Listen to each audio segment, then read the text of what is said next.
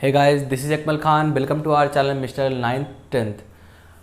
आज हम लोग हिंदी के अलंकार के बारे में पढ़ने वाले हैं, जो कि आपके सिलेबस क्लास टेंथ में आपके केवल 3 ही अलंकार पाए जाते हैं: उपमा अलंकार, रूपक अलंकार, उत्प्रेक्ष अलंकार। तो इन्हीं के बारे में हम पढ़ेंगे और देखेंगे कैसे इन्हें पहचाना जाता है या फिर इनके परिभाषा कैसे होते हैं और आप कैसे लिखें एग्जाम में कि आपके अच्छे मार्क आएँ। दोस्तों, पहली नंबर तो इसमें होता है राइटिंग। आपका राइटिंग अगर अच्छा है तो आपका मार्क मिलेगा अगर आप सही लिखे हैं तो। देखिए यहाँ उपमा अलंकार के बारे में पढ़ेंगे। देखिए कैसे होता है उपमा अलंकार, कैसे उसको पहचाने। देखिए उपमा अलंकार क्या है? जहाँ किसी व्यक्ति या वस्तु की किसी अन्य व्यक्ति या वस्तु के समान गुणधर्म के आधार पर तुलना की जाए या समानता बताई जाए, वहाँ आपका उपमा अलंकार होता है। जैसे आपका उदाहरण दिया हुआ, राधा के चरण गुलाब के समान कोमल है। बट यहाँ जो आपका कुछ बात किया हुआ है, उपमेय, उपमान, वाच्य, शब्द, आधार, गुणधर्म, इसको समझ लेते हैं ये क्या है। जैसे इसी एग्जाम्पल के थ्रू आप समझेंगे कि राधा के चरण गुलाब के समान कोमल है। तो इसमें देखिए उपमेय आता है। इसे कहाँ क्या लिखा हुआ है? समान गुणधर्म के आधार पर तुलना बताई जाए।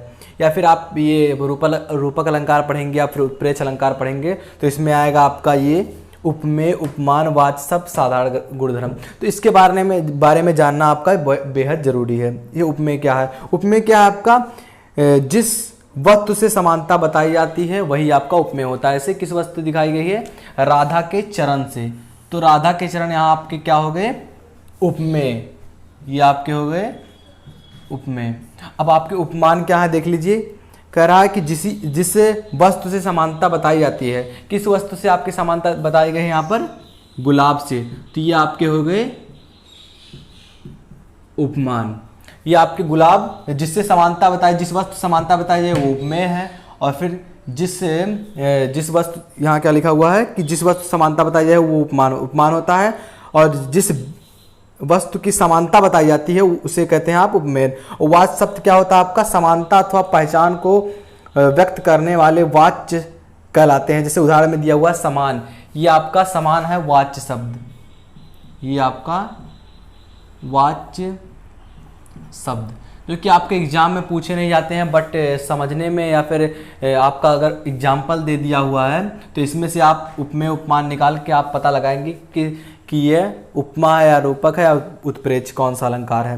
तो ये साधारण गुणधर्म क्या है? जो गुण उपमेय उपमान के रूप में समान होता है वह साधारण गुणधर्म कहलाता है। जैसे उदाहरण में आपका कमल। ये कमल आपका हो गया साधारण गुणधर्म। तो ये आपका अगर एग्जाम्पल आप और उदाहरण लिखेंगे तो आपका एग्जाम्पल और आपका जो परिभाषा रहेगा वो आप लिखेंगे तो आपका एग्जाम में 2 नंबर का ये आता है, आपका फिक्स हो जाएगा। फिर से एक बार सुन लीजिए कि उपमा अलंकार क्या है? जहाँ किसी व्यक्ति या वस्तु से, अगर किसी व्यक्ति या वस्तु, जैसे क्या राधा के चरण का गुलाब के कमल से, गुलाब के समान कोमल है, राधा के चरण को गुलाब के समान कोमल दर्शाया गया है। तो अगर मतलब कि किसी वक्त जैसे हमारा शरीर आप किसी दूसरे पेड़ के साथ या फिर किसी वस्तु के साथ आप उसको कंपेयर करते हैं तो यहाँ आपका उपमा अलंकार हो जाता है। ये आपको लिखना होगा अगर आपका एग्जाम में आता है, जो कि उपमा अलंकार बहुत ही ज़्यादा बार पूछा गया। ये है आपका उपमा। 2 आप याद करेंगे तो आपका एक ही आएगा। इसमें से 3 क्योंकि रहता है या पूरा तो आएगा। ये आपका दूसरा क्या है? आपका रूपक अलंकार। रूपक अलंकार क्या है? जहां उपमेय में उपमान का भेद रहित आरोप किया जाए। ये क्या है? उपमेय में। उपमेय क्या आपका है? जो वस्तु रहता है जिस वस्तु से, और जिस वस्तु की आपका ऐसे क्या है यहाँ पर उदाहरण पढ़िए। मुख चंद्र तुम्हारा देख सके, मन सागर मेरा लहराता।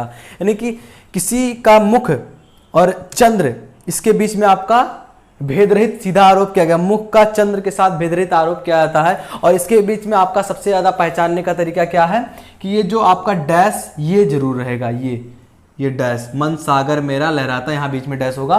तो आपका डैश रहेगा, तुरंत आप पहचान जाएंगे कौन सा अलंकार है आपका रूपक अलंकार। और इसमें आपका भेद रहित आरोप किया जाता है।